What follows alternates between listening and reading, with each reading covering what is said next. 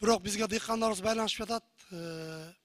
Солярка кымбат дейт. 64 сом, 65 сомго түшүп чыкты дейт.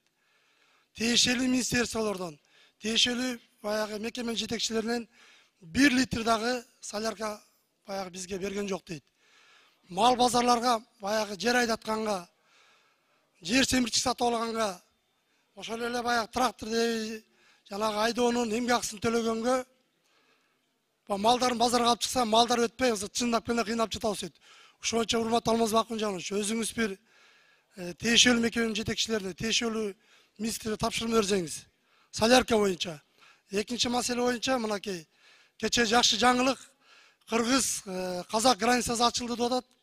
Ошого биздин талас туугандар чалып, азыр баягы Казакстанга Жамбыл областына, Тараз шаарына өтө турган болсо, ошол жерде ПЦР тест тапшырыш керек экен Казакстанга өтүш үчүн.